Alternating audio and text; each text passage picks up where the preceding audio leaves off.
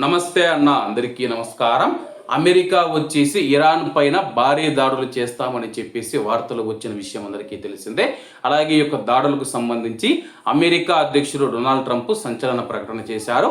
ఒప్పందం కోసం కొత్త దాడులను వాయిదా వేయాలని నిర్ణయించుకున్నట్లు, అలాగే ఇరాన్తో చర్చలు ఈరోజు సోమవారం ప్రారంభమవుతాయని చెప్పేసి అమెరికా అధ్యక్షుడు డొనాల్డ్ ట్రంప్ ప్రకటించారు. స్పష్టంగా వారు దాడికి గురవ్వాలని కోరుకోవడం లేదు, దాడి జరగబోతుందని వారు ముందే ఊహించారు కాబట్టి దాని తీవ్రత, నష్టం ఇరాన్కు తెలుసు కాబట్టి వాళ్ళు దాడులు వద్దు, కూర్చొని మాట్లాడుకొని చర్చించుకుందామని చెప్పేసి ఇరాన్ ముందుకు వచ్చిందని చెప్పేసి అమెరికా అధ్యక్షుడు విలేకరులతో తెలిపాడు. ఇప్పుడు మనం వారితో చర్చల రూపంలో మాట్లాడుతూ ఉన్నామని చెప్పేసి, అలాగే చర్చలు ఈరోజు సోమవారం మధ్యాహ్నం ప్రారంభమవుతాయి. ఒక ఒప్పందానికి పరిధి ఉండదని చెబుతూ ఇరాన్ పైన భారీ దాడులు చేస్తామన్న బెదిరింపుల నుంచి అమెరికా అధ్యక్షుడైతే వెనక్కి ఆ యొక్క నిర్ణయాన్ని తీసుకోవడం జరిగింది.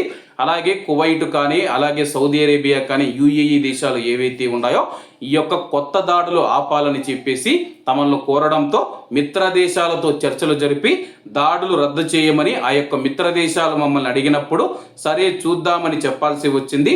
వారు అలా అడగడానికి కారణం ఒక ఒప్పందం కుదిరింది భావించడమేనని చెప్పేసి ట్రంప్ గారి అమెరికా అధ్యక్షుడికి తెలపడం జరిగింది.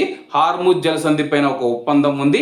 ఆ తర్వాత అణుశక్తి లేదా ఇరాన్ను అణ్వాయుధ రహితం చేసే ఒప్పందం కూడా ఉందని చెప్పేసి ప్రణాళికబద్ధమైన దాడుల స్థాయి రెండవ ప్రపంచ యుద్ధం తర్వాత జరిగే అతిపెద్ద దాడి అని చెప్పేసి ఆయన పునరుద్ఘాటించారనమాట. ప్రస్తుతం మేము చేయాలనుకున్న దాడులు ఏవైతే ఉన్నాయో రెండవ ప్రపంచ యుద్ధం తర్వాత జరిగే మొదటి దాడులు ఇవే అవుతాయని చెప్పేసి నేను భావించాను. కానీ ఇరాన్ కావచ్చు, సౌదీ అరేబియా కావచ్చు, బెహ్రెన్ కావచ్చు, ఖతార్ కావచ్చు, కువైట్ కావచ్చు, ఏవైతే ఉన్నాయో మిత్ర దేశాలు ఏవైతే ఉన్నాయో మమ్మల్ని అయితే అడగడం జరిగింది ఈ యొక్క దాడులు ఆపాలని చెప్పేసి.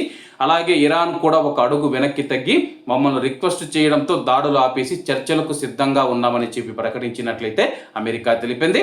కాబట్టి అందరూ బాగుండాలి, అందులో మనం ఉండాలి. అందరికీ నమస్తే అన్న, జై హింద్.